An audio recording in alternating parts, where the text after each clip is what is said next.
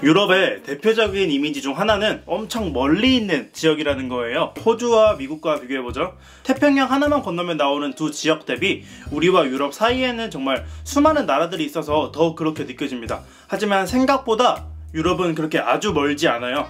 유럽의 대표적인 도시 파리와 서울의 거리는 약 9,000km, 한국 사람들이 많이 가는 시드니까지 거리가 8,350km입니다. 서울에서 파리까지의 거리는 서울에서 시드니까지 간 다음 다시 서울에서 제주도까지 가는 거리입니다. 별로 그렇게 엄청 차이나지 않죠. 또 서울에서 미국 남가주의 나성특별시, 즉 로스앤젤레스까지 거리는 9,850km고 세계 최고의 도시인 뉴욕까지는 무려 11,000km입니다. 서울에서 파리까지 간 다음 거기서 다시 서울에서 홍콩까지 가야 뉴욕에 도착하는 거예요. 파리가 이 정도고요. 또 지구는 구 모양이라 북유럽, 러시아는 한국에 더더욱 가깝습니다. 서울과 모스크바는 약 6,600km. 서울에서는 하와이보다 모스크바가 더 가까운 셈이에요. 인식상으로는 전혀 그렇지 않은데요. 그리고 유럽은 생각보다 작습니다. 상당히 북쪽에 있는 지역인데 그래서 남쪽, 북쪽으로 갈수록 크기가 늘어나는 메르카도트 도법 지도에서 더 크게 보이는 효과가 있죠. 실제로 역사상 굵직한 강대국들이라 심리적으로 더 그런 것도 있고요. 저위도권 국가들을 유럽에 한번 가져가 보겠습니다. 인도는 유럽을 거의 덮습니다. 인도네시아는 포르투갈에서 러시아까지 닿고요. 태국은 스페인보다 크고 프랑스 본토 면적보다 조금 작습니다. 길쭉한 나라인 일본도 유럽에 가면 이 정도 사이즈가 되고요. 그래서 미국에 가다가 유럽에 가면 딱 느껴지는 점이 아 작다, 아 그리고 생각보다 가까운데? 이런 거예요.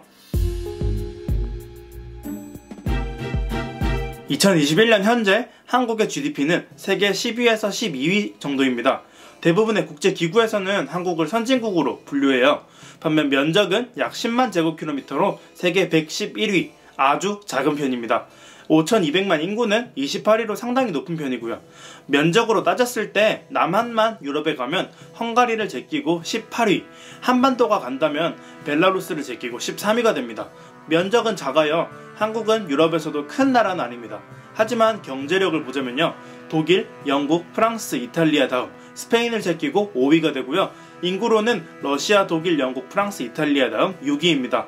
우리 옆 나라들이 막 세계 인구 1위, 경제력 2위에 면적 4위, 그리고 인구 11위에 경제력 3위에 면적 61위라는 비정상적으로 큰 나라들이라 그렇지 한국은 유럽에 가면 그래도 좀 콧방귀 좀 뀌는 나라가 돼요. 물론 아직까지 전통적인 유럽의 선도국가인 영국, 프랑스, 독일과는 좀 차이가 있습니다. 그래도 옛날과 비교하면 엄청 줄은 거죠. 50년 전인 1970년의 GDP를 보면요, 독일은 약 2천억 달러, 프랑스가 1460억, 영국이 1250억이었는데 한국은 그때 90억 달러였어요. 한국 GDP는 독일의 4.5%, 영국의 7%에 불과했습니다. 거기서 70년 더 전인 1910년에는 한국은 일본이라는 아시아 이류 열강의 식민지가 되었고, 영국, 프랑스는 일본은 그냥 깔아보는, 세계를 주름잡는 인류 열강이었죠. 참 격세지감이에요.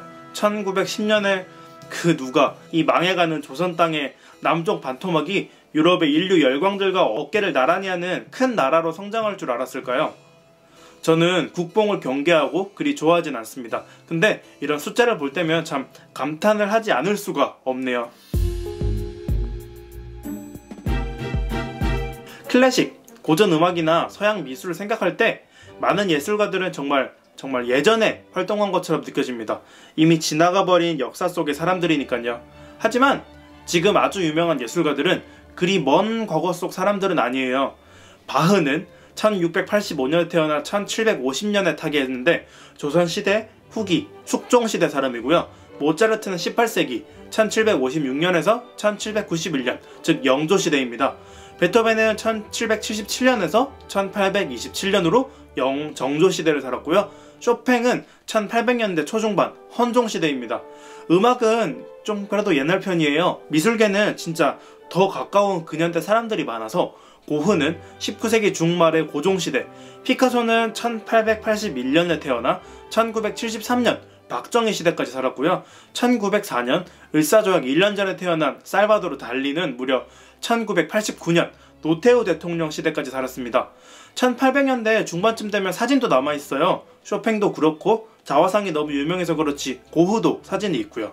르네상스의 전성기에 살았던 다빈치가 1452년, 미켈란젤로가 1475년생인데 그래도 꽤 옛날인 모차르트조차 과거 이탈리아 르네상스보다는 지금 우리가 살고 있는 현대에 더 가까운 사람인 거죠.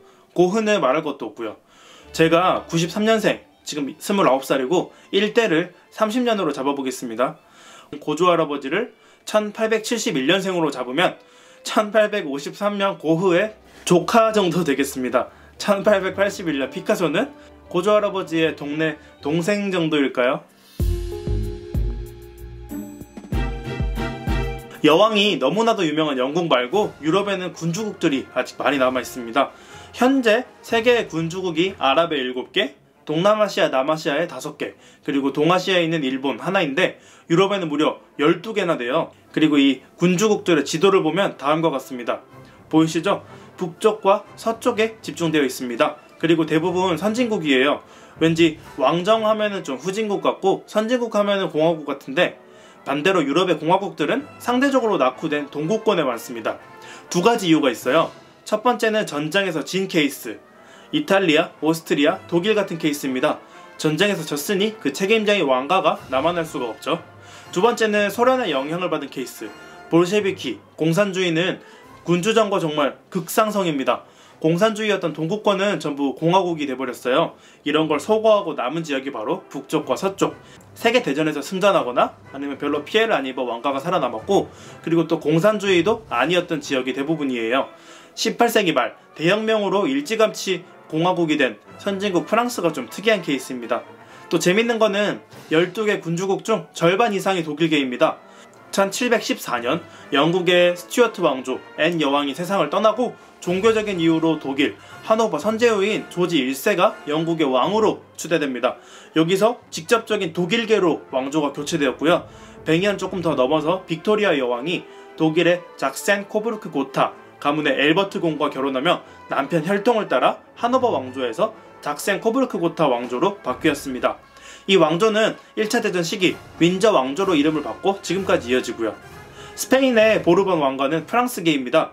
1700년대 초 스페인 왕위 계승전쟁의 결과로 독일계 오스트리아 합스부르크 가문에서 프랑스 부르봉 왕가의 친척으로 바뀌었습니다. 부르봉의 스페인 발음이죠. 보르본.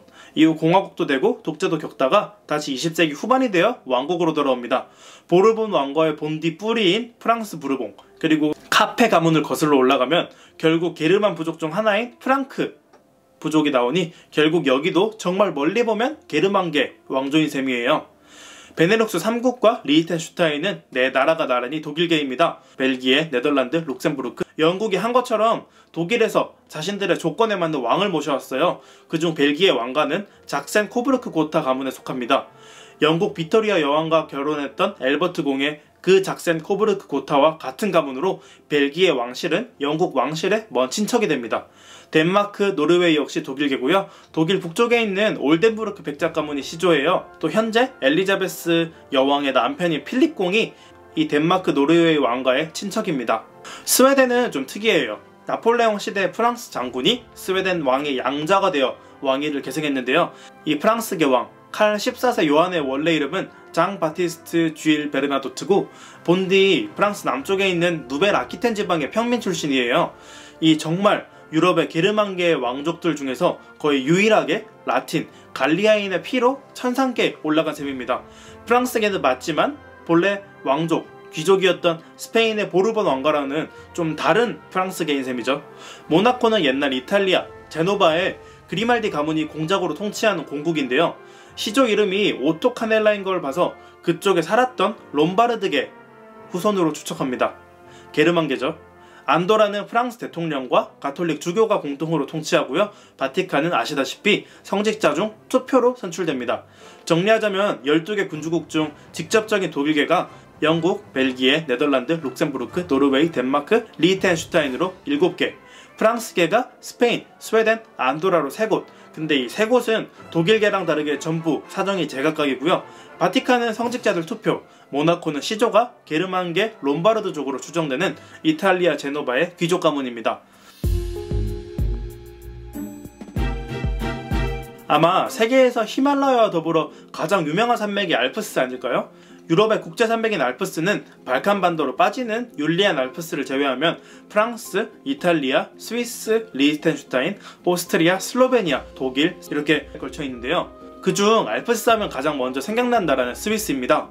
의외로 메인 산줄기에서 스위스가 차지하는 비율은 메이저 4개국 중 가장 적은 13.2%입니다.